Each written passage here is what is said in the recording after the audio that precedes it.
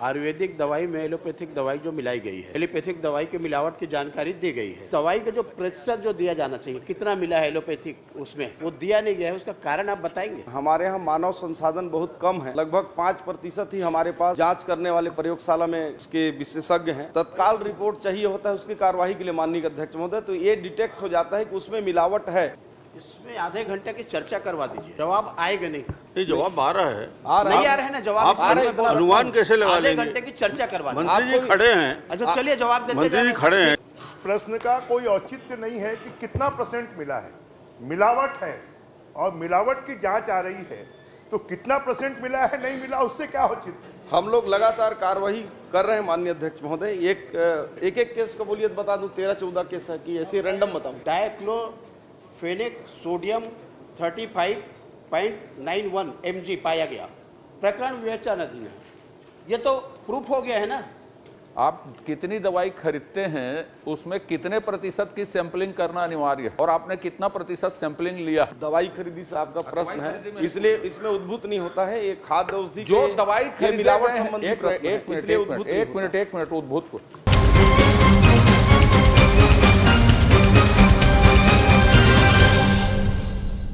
अध्यक्ष महोदय, अमानक दवाई का मामला है।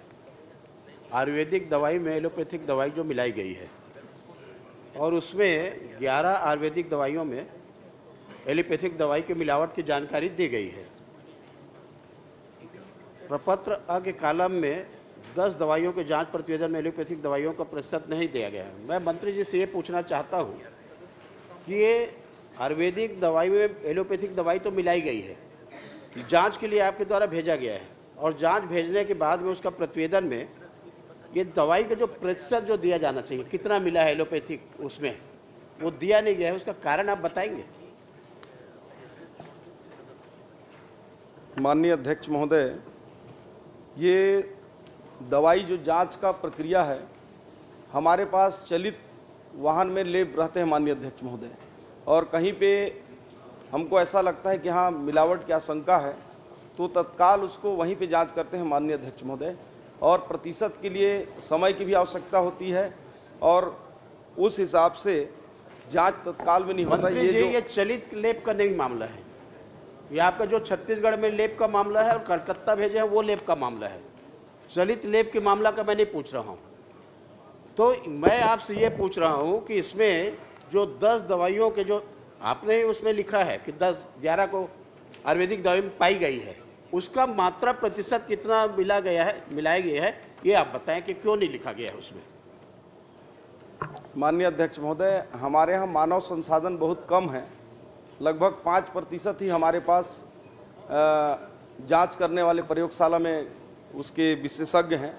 उसकी भर्ती प्रक्रिया हम कर रहे हैं, उसके लिए हम बाहर भेजते हैं माननीय अध्यक्ष महोदय, और बाहर से अभी तक रिपोर्ट नहीं आई है। जैसे ही रिपोर्ट आएगी हम प्रतिशत बता देंगे। माननीय अध्यक्ष महोदय, जांच तो हुई है, इसमें कम है ज्यादा है उससे मतलब नहीं है। लैब में जांच हुई है, और जांच होने के बाद में कितना प्रतिशत उसमें मिला है, तो प्रतिशत क्यों नहीं लिखा है? मैं तो यही कहना चाहता हूं ना उसमें, तो आप बताएं उसको प्रतिशत क्यों नहीं लिखा है? ये जांच हमारे लैब में हुआ है, और हम लोग केवल ये पता करने का हमारे पास उपकरण है माननीय अध्यक्ष महोदय कि इसमें आयुर्वेदिक में एलोपैथिक मिला है कि नहीं मिला है, और तत्काल रिपोर्ट चाहिए होता है उसकी कार्यवाही के लिए माननीय अध्यक्ष महोदय, तो ये डिटेक्ट हो जाता है कि उसमें मिलावट है। उस आधार पर हम कार्यवाही करके सैंपल को सील करते हैं, और आगे उसकी विस्तृत घटक की जो प्रतिशत है उसके लिए हम बाहर लैब में भी भेजते हैं। कोई कार्रवाई की है तो उसके बारे में जानकारी दे दीजिए जो चाहते हैं सदस्यगण। जी माननीय अध्यक्ष महोदय, कार्रवाई की है तो उसकी जानकारी दे, क्योंकि गंभीर मामला है। जी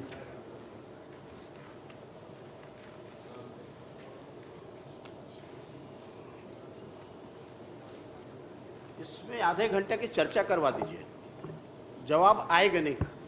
ये जवाब आ रहा है, नहीं आ रहा है ना जवाब? आप अनुमान कैसे लगा लेंगे? आधे घंटे की चर्चा करवा दीजिए। मंत्री जी खड़े हैं। अच्छा चलिए जवाब देते मंत्री जी खड़े हैं, जवाब सुनिए, आपको भी उसके बाद की कोई किसी विषय में पहुंचूंगा मैं। पहले जवाब तो सुन लें महोदय, थोड़ा जी है, पूरा जवाब है। प्रश्न का कोई औचित्य नहीं है कि कितना % मिला है। मिलावट है और मिलावट की जांच आ रही है, तो कितना % मिला है नहीं मिला उससे क्या औचित्य है? कार्रवाई हाँ नहीं, वो कार्रवाई के बारे में तो बता देंगे। इनका मूल विषय परंतु कार्रवाई माननीय है, मंत्री मिलावट जी का ने- पर्सन नहीं है। मंत्री जी का उत्तर आने दीजिए ना अभी, उसके बाद फिर मंत्रिमंडल की संयुक्त जिम्मेदारी को देखेंगे अपन लोग। अभी तो मंत्री जी मौजूद हैं, उनका उत्तर आ जाए। माननीय अध्यक्ष अभी महोदय, जवाब मंत्री जी देने में सक्षम हैं। माननीय वो अध्यक्ष दे रहे महोदय, हैं। हम लोग लगातार कार्यवाही कर रहे हैं। माननीय अध्यक्ष महोदय, एक केस का बोलिए तो बता दूं, 13-14 केस है कि ऐसे रैंडम बताऊं? चलो एक एक केस का बताओ। एक राजनांदगांव आधे घंटे की चर्चा करा लो आप। इसमें कार्यवाही कर रहे हैं हम लोग अपने विभागीय कार्यवाही में। ये राजनांदगांव के एक केस है, उसमें प्रकरण विवेचनाधीन है, विवेचना चल रही है। दूसरा एक और केस है, उसमें भी चल रहा है। ये आप एक बात बता दीजिए मंत्री जी, जी ये जो विवेचना की आप बात कर रहे हैं, तो जी, एक तो इसमें ये 11वां नंबर देखिए, हमने कोर्ट यदि में भेजा मिलावट पाई जाती है तो सजा का क्या प्रावधान है? है। जी कितने दिन के अंदर में कोर्ट में हमको भेजना चाहिए? जी आपने 60 दिन का लिखा है जी। और आपका जो विवेचनाधीन जो बना हुआ है, तो विवेचनाधीन में कितना दिन अभी हो गया है और शासन से क्या अनुमति ली गई है लेट के लिए? तो अनुमति ली गई है तो बता दे कब की अनुमति ली गई है। माननीय अध्यक्ष महोदय, हम लोग 12 केसों को अपने स्तर पर विवेचना कर रहे हैं। हमको विवेचना करने का ये समय सीमा होता है। प्रकरण में जिसमें सजा 1 से 3 साल के मध्य होती है, ऐसे प्रकरणों की समयावधि 3 वर्ष होती है। प्रकरण जिनमें सजा का प्रावधान 3 वर्ष से अधिक होता है, उसमें प्रकरण की दायर करने की समय सीमा नहीं है।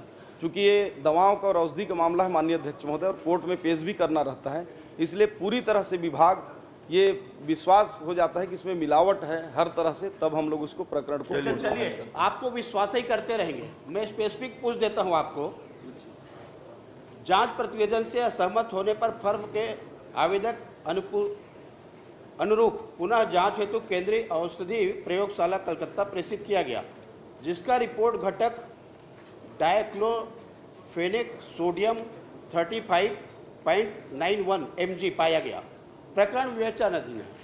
ये तो प्रूफ हो गया है ना कि 35 पाया गया है इसमें।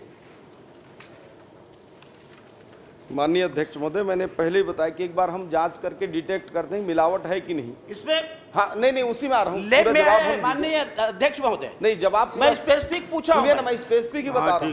ठीक, आप जवाब स्पेसिफिक दीजिए। हाँ, वो जो पहले डिटेक्ट हम कर लिए, फिर आपने भी अभी जैसा बताया कि केंद्रीय अनुसंधान औषधि प्रयोगशाला कलकत्ता भेजते हैं, मैं पहले ही बताया कि हम लोग भेजते हैं। इसके बाद उसमें घटक आ गया है 35.91 mg पाया गया है डाइक्लोफेनिक सोडियम। तो उस प्रकरण को फाइल बनाने में मैंने जैसे कहा 3 साल से ऊपर में समय सीमा नहीं है, और 1 से 3 साल की सजा में 3 साल है। तो प्रकरण कोर्ट में भेजने के लिए तैयार कर रहे हैं, और 2022 तक सभी अमानक वाले प्रकरण न्यायालय में प्रस्तुत हो चुके हैं, और 2023 के विवेचनाधीन जो हैं उसको जल्द ही हम कोर्ट में पेश करेंगे। 22-23 का बता दिया।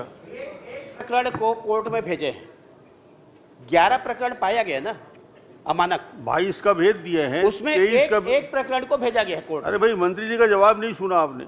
22 का भेज चुके हैं, 23 का भेजेंगे, उसके आगे प्रश्न करिए। अब 2022 तक के सभी केस भेज मैं दिए हैं। अवधि पूछा हूं कि अवधि कितने हमको अवधि, 1 से उसका 3 साल अवधि का क्या है। है कोर्ट में भेजने का, यही तो पूछ रहा हूं उसको।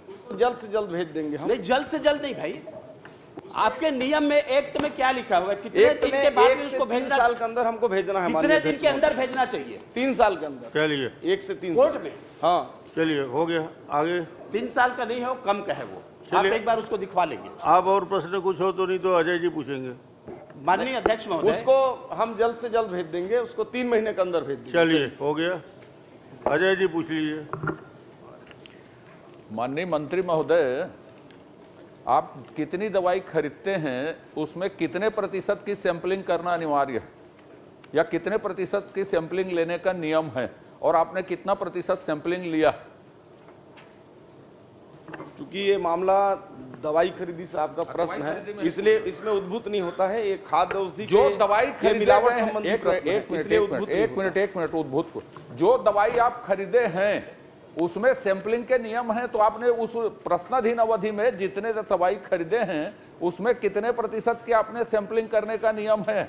नहीं है तो नहीं है बोल दीजिए। उद्भूत तो हो रहा है, आप सैंपलिंग करते हैं, जांच, आप या तो दवाई जांच नहीं करते, ऐसा नहीं, माननीय अध्यक्ष महोदय, ये दवाई में मिलावट संबंधी प्रश्न है। ये आयुर्वेदिक दवाई में एलोपैथिक मिलावट का मामला, और माननीय सदस्य जो है आयुर्वेदिक दवाई खरीदते दवाई हैं, खरीदी की बात कर रहे हैं। नहीं, मैं उसी को पूछ रहा हूं, बात नहीं कर रहा हूं। दवाई खरीदते हैं आप, आयुर्वेदिक दवाई खरीदते हैं, मान लो 10 खरीदते, तो कितने प्रतिशत की आप चेकिंग करते हैं ये पूछ रहा हूं। कितने प्रतिशत की चेकिंग करने का कोई नियम है कि नियम नहीं है, कि शिकायत मिलने पर करते हैं कि रेंडमली करते हैं, क्या है उसका नियम, ये पूछ रहा हूं मैं आपसे। हम जितने भी दवाइयाँ हमारी सरकारी हॉस्पिटलों के लिए हम खरीदते हैं, उसमें सभी बैच के 100% बैचों का हम सैम्पलिंग करते हैं सैंपल में।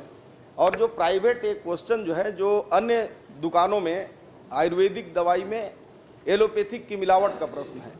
अरे आप आयुर्वेदिक दवाई खरीदते हैं ना? 7% हर बैच का करते हैं। तो उसमें कितने प्रतिशत की सैंपलिंग करते हैं, जांच करते हैं, ये पूछ रहा हूं। उद्भूत होने का सवाल ही नहीं, आप एलोपैथी की मैं बात ही नहीं कर रहा हूं। 100% पूरा, 2% की करते हैं, 100% पूरे बैच का 100% की करते हैं। प्रश्नकाल समाप्त, बैठ जाइए।